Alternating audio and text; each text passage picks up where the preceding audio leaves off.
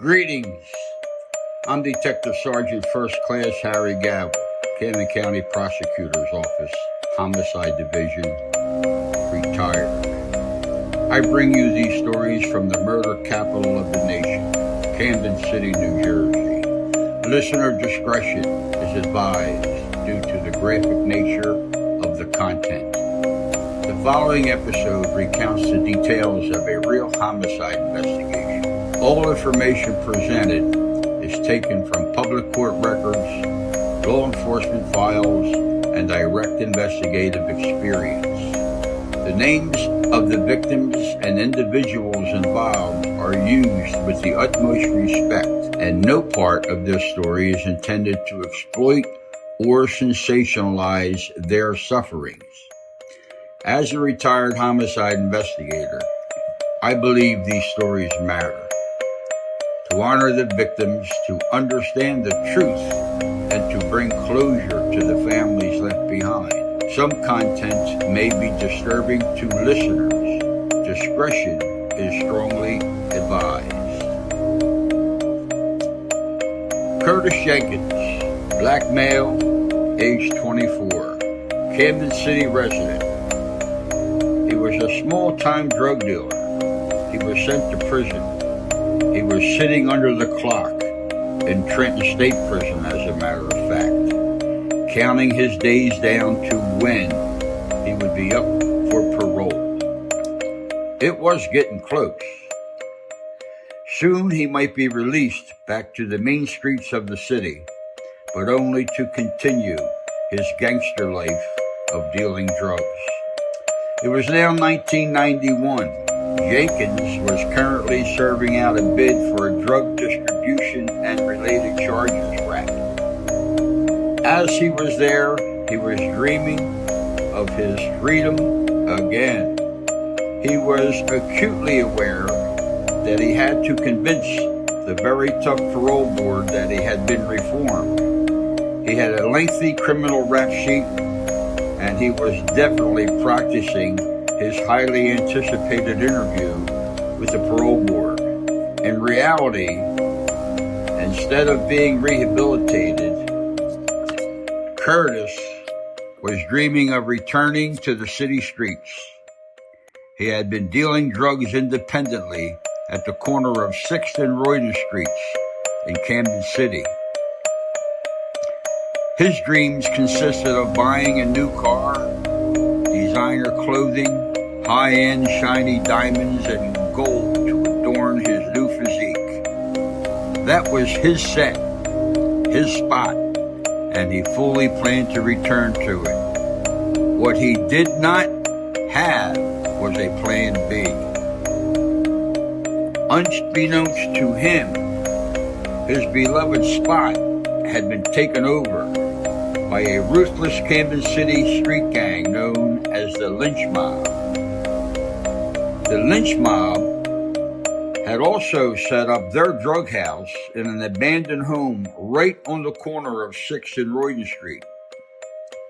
The drug set was virtually right out front of their headquarters on the same corner.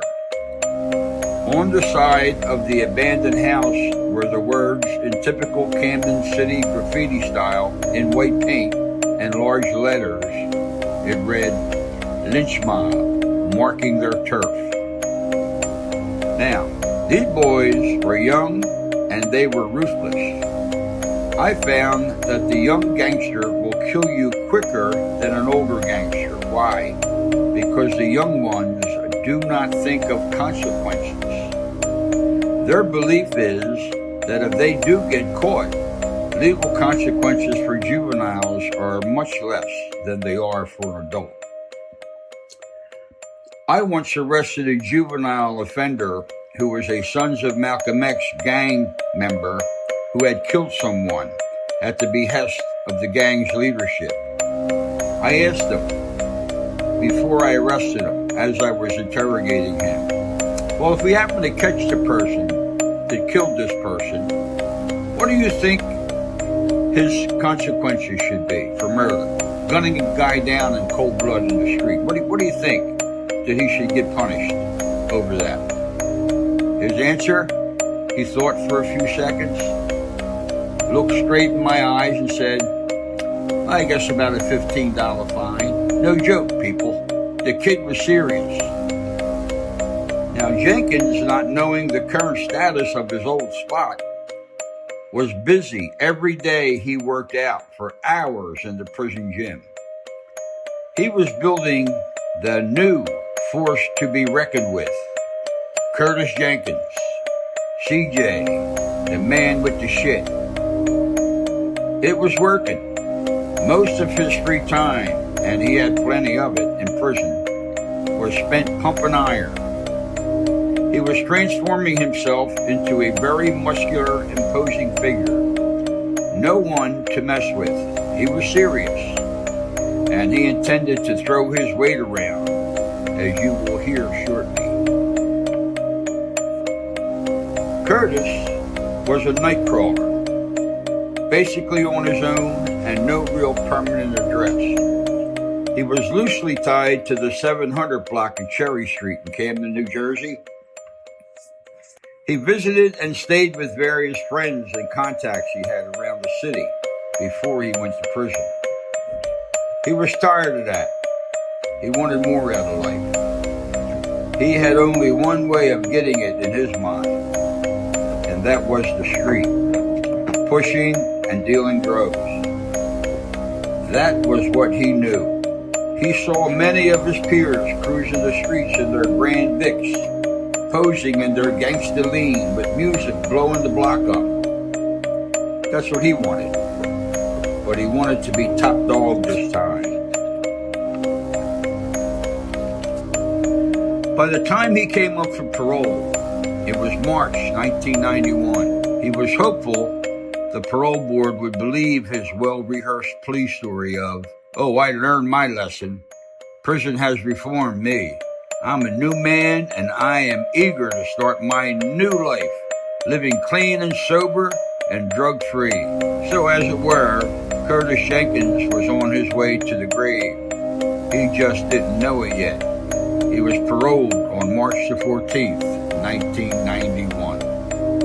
After a quick transition back to the old hood and then on to his old drug corner, there he was in the drug business again, only this time prison-wise, more street-wise, more cunning and hungry to get his rep back as the man at 6th and Royden. Now, day one, back on his spot, with his stash of product hidden on the corner, so as he can't be busted with drugs on his person, there he waits, big and imposing.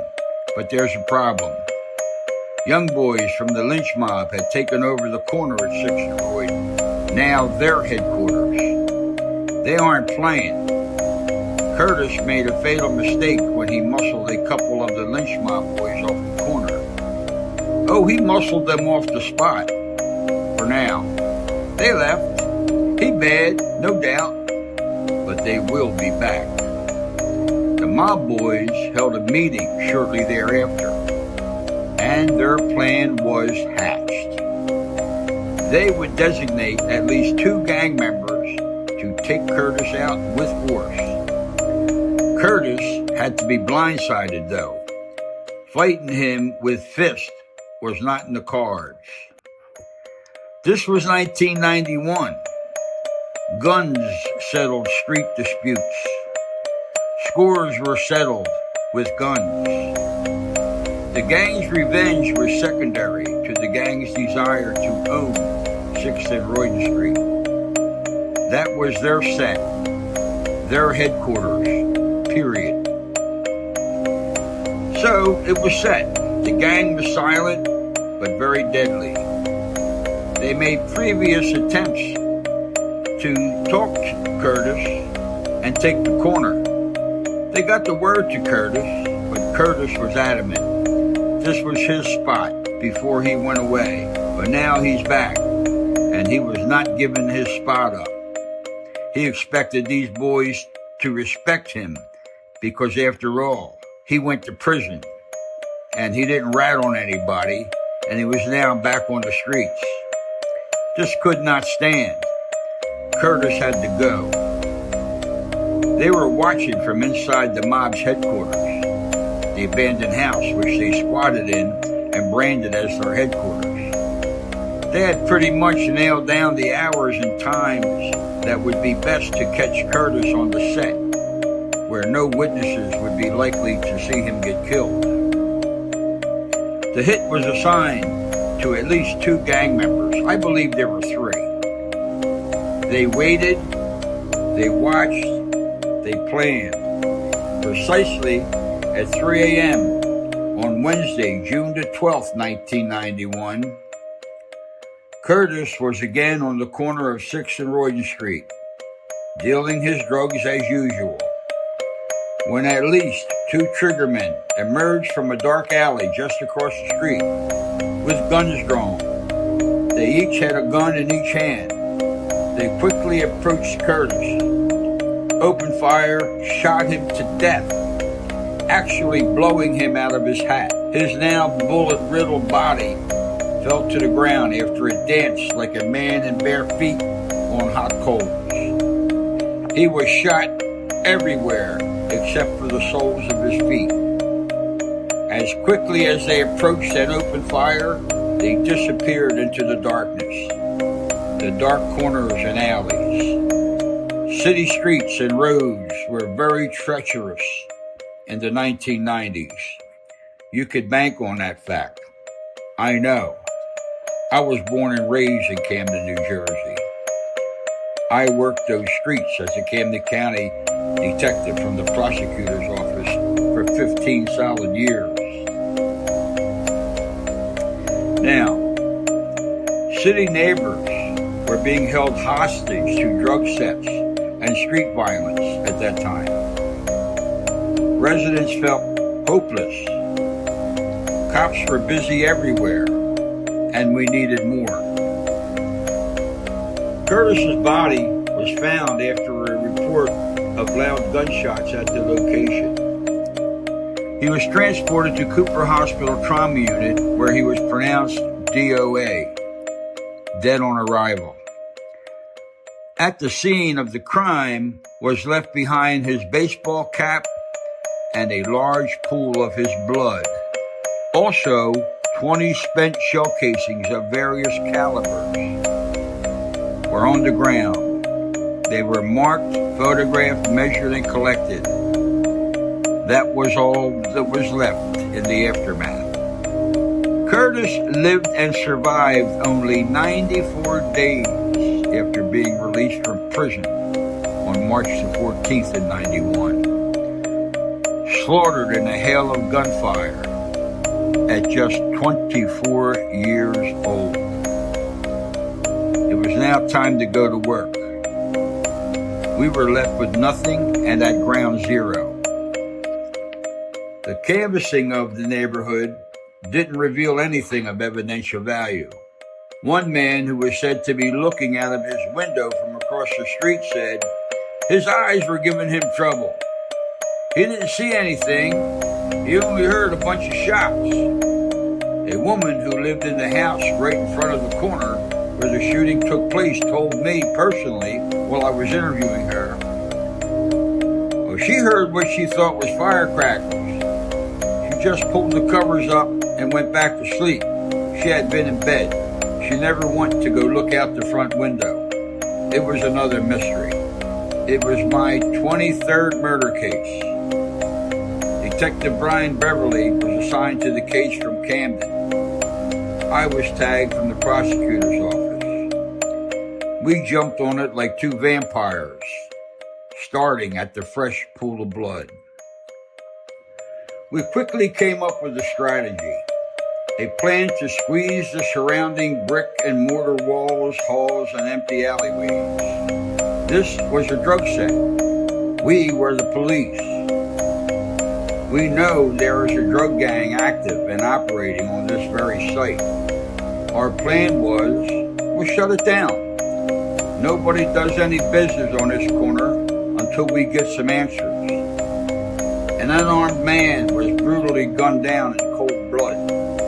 The autopsy revealed that he had been shot no less than 18 times With that much lead in you, you could almost add lead poisoning to the cause of death.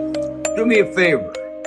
Take your right index finger and poke yourself in the body and chest 18 times, just to get a perspective on what that must be like, getting shot 18 times by large caliber bullets.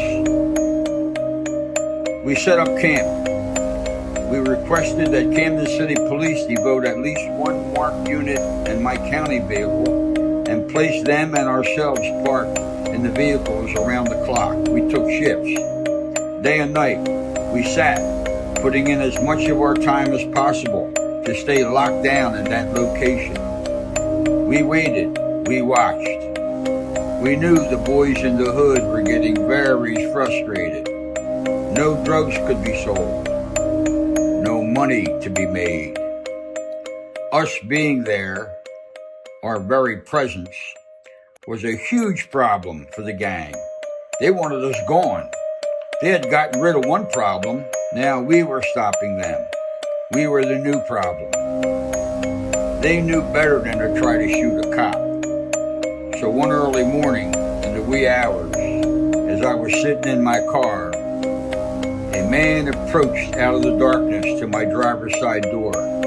I saw him coming. Oh, trust me, I was wide awake. No dozing off when you're on a detail like that in the middle of the murder capital at the middle of the night. I laid my 9mm Glock in my lap at the ready. He tapped my window. I rolled it down a couple of inches. The unknown man dropped a folded piece of paper in my lap. It had two names on it, Corey Parker and William Jackson. It had worked. Our blockade had proven to be fruitful, productive. If these were the actual names of the triggermen, we would have just hit pay dirt. We would be in business. We now needed to start digging. First, we ran the names in the city and county name files. After finding dates of birth, social security numbers, and addresses, then the real work started. We had been told by one person that we interviewed in the area of the scene at some point that a car was seen leaving the area quickly right after the shooting had occurred. No description of a car, just that it was a dark car. No tag number was provided, and we weren't sure that it was involved. We learned that the names were not bogus. Corey Parker, black male, 21, 800 block of North 28th Street, Camden, New Jersey. William Jackson, black male, 18, from Chestnut Street, City of Camden. Their identifications were checked for criminal rap sheets, photographs available, etc. And of course they had police records, both of them.